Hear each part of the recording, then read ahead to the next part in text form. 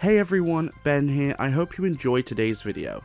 If you do enjoy today's video, don't forget to hit the subscribe button because we're trying to grow on the platform, and turn on the notification bell to be notified of all uploads and live streams. And if you did like today's video, then don't forget to hit a like down below because it helps other people to find our videos. And don't forget to comment down below on any suggestions for content that you have, or comment about today's content. Let me know what you thought. Let's get into the video.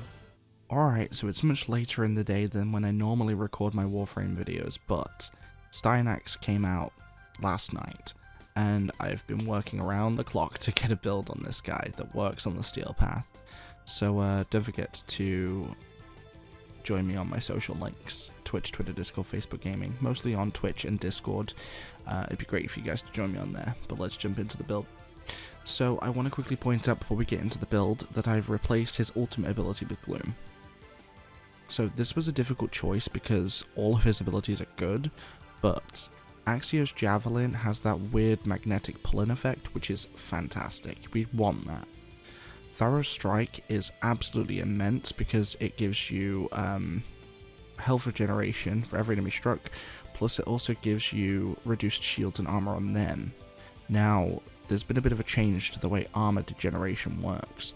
So it used to be where, like, say if it's subtracted by 50%, it would take off 50. So say if it was 100, it'd take off 50, so it'd be 50. And then if you took off another 50, it would go to 25. And then to 12.5 and so on. Now, if you say if it has 100, it takes off 50. So boom, there's that, and then it takes off another 50. Boom. So 2 strikes of this, shield's completely gone, which is absolutely ridiculous. So this just removes pretty much all defenses, which is great for the steel path. Rally Point is also fantastic, because in co-op it will draw enemy fire towards you, but in solo mode as well, it'll also regenerate shields for every kill assist that you contribute. So you start regenerating your shields, which you want to do for this guy, because this guy's passive is Styanax's critical chance increases with his shields and doubles for spear guns. So if you have a spear gun, you get an immense critical chance with this guy. But let's get into the build. So we're running corrosive projection for negative 18% armor on enemies. In the extra slot we're running power drift for 15% ability strength and 30% chance to resist knockdowns. We're running redirection for 400 to 40% shield capacity. Transient Fortitude for 55% ability strength and negative 27.5 ability duration.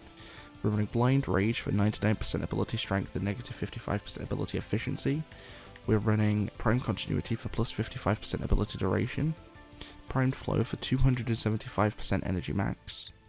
Vitality for 440% health. Fast Deflection for 90% plus shield recharge. And Streamline for 30% ability efficiency. I was considering running Fleeting Expertise over Streamline, but that also gets rid of a lot of duration. We don't want that. We kind of want to keep our duration as high as possible without dropping our power strength. So we're also running Arcane Energize and Arcane Blade Charger in the Arcane slots. I would recommend Energize at any level, mine's only rank 2, but this you can replace with anything. I've only put Blade Charger because of melee damage.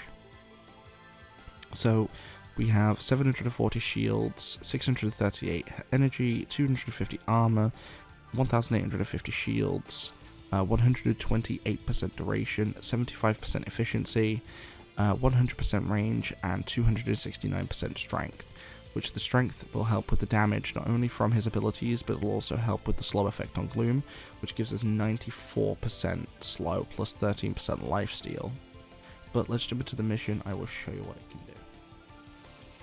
Alright, so we're going to mention this as I always do. I'm in Oxsmoker in the Void, mainly because the Void is the latest point naturally in the steel path you go to.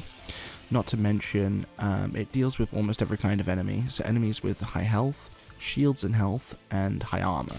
So it gives you a more varied example of what you're actually going to be able to do.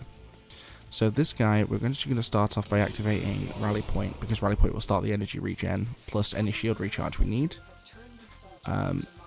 So we're going to run in with that, and then you also have your Gloom. Now, you can activate Gloom whenever you want, however, it will drain energy over your other ability, but it does drain slower. So you can keep it running for quite some time, and because of how much power strength we have, Gloom is ridiculous on this guy. Not to mention, we can also go ahead and do my favorite point of this guy, which is Hoik. and it starts drawing everybody in. And then you can just go ham, which is awesome. And then of course, if you're wondering how the negative armor effect works, let's just activate it. And it basically removes all shields and armor from enemies, which is not only great for standard enemies, but it's also fantastic for the Acolyte. If you also want my Amprex build as well, it is already on my channel as a video, so you can go to the playlist, it'll be in there, along with every other Steel Path Viable build I've done. Alright, I'm saying that every Warframe video I've done is in that playlist. So I've actually recently started doing a new series where I started doing a star chart viable build, so just for newer players that can get weapon builds for the star chart. But this guy's basically immortal, like, as long as you don't really screw it up, or if you get, like, say if you get energy leech Eximus or something, that's a problem, because you don't really want to run out of too much energy, but as you can see, we gained a bit of energy, and we're slowly dropping, but we do drop slower. So you have more than enough time to pick up energy orbs in order to regenerate your energy with this guy, so you don't have to worry about Gloom taking over too much of your energy, because you can keep regenerating it. And if you don't want to use too much energy because of abilities, you can just turn Gloom off for a bit. He can survive a little bit without Gloom. You don't need it on constantly. I'm just doing so to just give you an example of how good the energy generation is. But he's definitely viable for the Steel Path. I just need to unlock his Spear Gun. So if you want a Steel Path viable build for the Spear Gun, leave a like on this video, because that way I'll know that you want to see it. In that case, when it comes out fully, I will go and grab it, and I will hopefully put a build on it. I mean, I've never used a Spear Gun in Warframe before, so it should be interesting. I know they do exist, I've just never used one myself personally so far, but I'm tempted to do so at some point, because they sound interesting.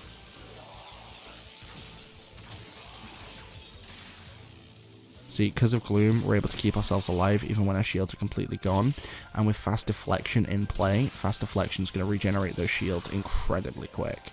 So that's another reason why I put Fast Deflection on, mainly because of his passive, and because he can regenerate it pretty darn quick. Which is always good, because his passive relies on having higher shields, so technically you could also add mods like Boreal's Hatred, which will also increase shield capacity, but I don't see the point, because you do need the space for a lot of other mods to make builds work for this guy. I mean, Gloom, I have used Gloom on pretty much all of my Warframe builds. That's mainly because Gloom is just too good to not use. Like, Gloom is fantastic. I'm really hoping they never nerf it, because Gloom is just ridiculously OP for pretty much all frames. Like, they just make it makes almost every frame survivable. Like, it literally makes almost every single frame survivable on the Steel Path. It's absolutely insane. I'm really hoping the Acolyte spawns soon, because I really want to show what the thing can do. Stupid Acolyte spawn, damn it.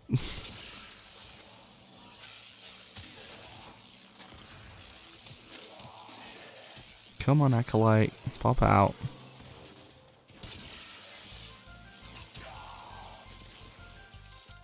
I might cut and, like, pop it back up when the Acolyte spawns, if he does spawn, of course. There we go, Acolyte spawning. It's about bloody time. Who is it? Angst. Okay, this shouldn't be too bad. Where is he? Oh, hello, you're up there. What are you doing up there? 1, 2... and bye-bye, shields and armor. And there goes the Acolyte. This dude is absolutely brutal when it comes to Acolytes. It's insane. But yeah, let me know what you thought of the build in the comments down below. Don't forget to like this video because of, you know, let me know if you want to, like, or if you like the video or if you want to see the Speargun build for when that comes out. Don't forget to join me on my socials as well, because that'd be a big help if you could. And I will hopefully see you guys in the next one. Take care. Hey everyone, thank you for watching today's video. Above is a preview of the previous upload, and if you want to see more content like this, don't forget to subscribe please, because we're trying to grow on the platform. Don't forget to turn on the notification bell to be notified of all uploads and live streams, and if you liked the video, why not leave it a like? It really does help other people to find my videos, and don't forget to comment down below on any content you want to see, or what you thought about this video specifically. Let me know, and I will see you guys in the next one.